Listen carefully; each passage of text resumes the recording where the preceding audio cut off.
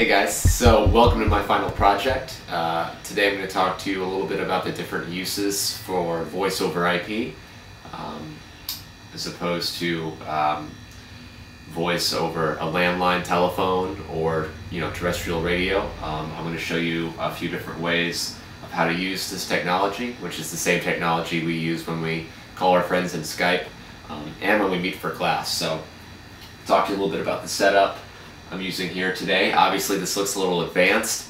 It is for what we do in class. I don't hook all this stuff up just to talk to you guys because with all of our varying connections the quality gets condensed anyway, but when it comes to recording an emergency broadcast, for example, or any other type of radio program over the internet or otherwise, quality is really important and clarity. So what I have here is a basic condenser microphone, which I've had for a few years. I've used it to record a lot of my own music. I have this going into an audio interface, which is a FireWire audio interface, and that's all connected into my computer here. So again, you don't need all this stuff to do what I'm going to show you today. There's plenty of great USB microphones on the market that'll give you a really good quality of sound. And headsets as well, but I thought it would be cool to show you guys what it would be like with some really high quality equipment. So yeah, let's get started.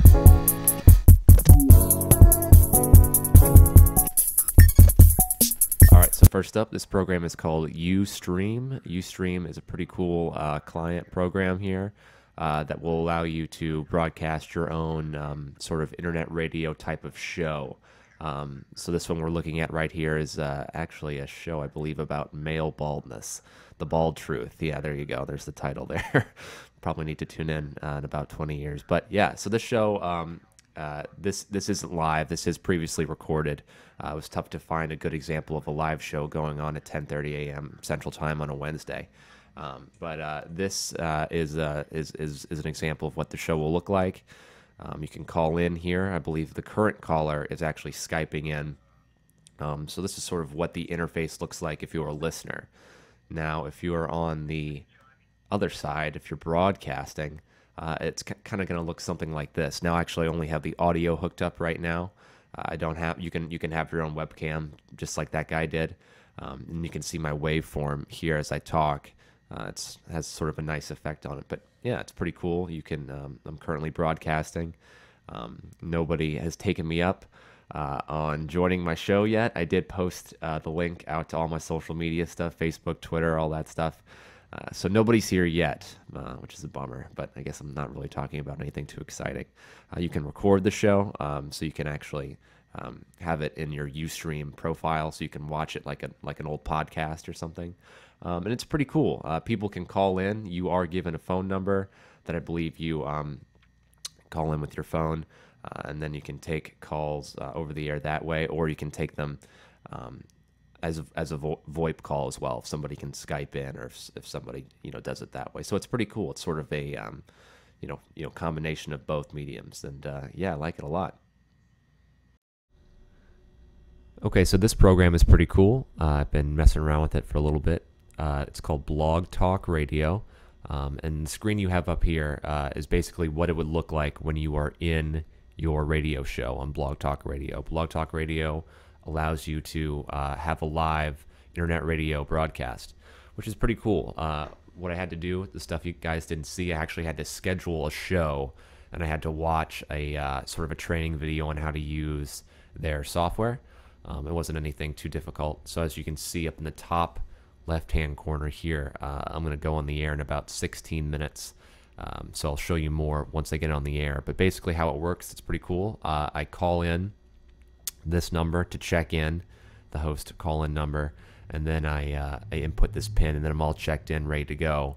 And then guests can call in to my show on their landlines or cell phones or whatever, using this number here. So it's just like a real terrestrial radio show, for example. Guests can also call in on Skype too, but I think you actually have to get a premium account for that, which costs money. You can't see it here because probably my face is blocking it, but you can. There's a link down here to the show itself, so I can post that on Twitter. I can post that on Facebook. And then once people start calling in, they'll pop up over on the switchboard here. So I'll be able to put people in the air. I'll be able to mute them, hang up on them, or put them on hold, as you would in a radio show. And at the beginning and end, I can upload different audio clips I've already recorded, like a piece of music or a little intro or outro or something. So it's pretty cool. So I'll show you guys a little bit more once I get my show, once I'm on the air. Okay, so we're back. Wardrobe change next day.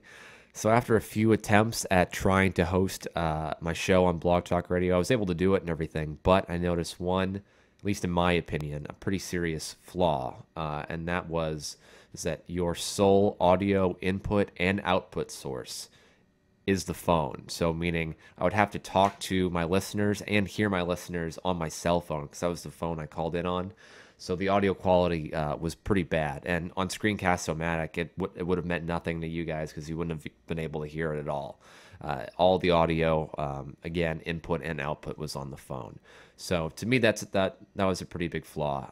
I guess to remedy that, I could have used a hardwire phone, or Skype, but I don't have the premium version, so I couldn't have even done that. So that was a little bit disappointing, but I was able to use the program. I was able to drop in the audio clips that I pre-recorded, and I was able to hear the person fine. It wasn't exactly what I thought it would be. So Blog Talk Radio, I give it kind of a middle-of-the-road rating in that sense, but an interesting program nonetheless.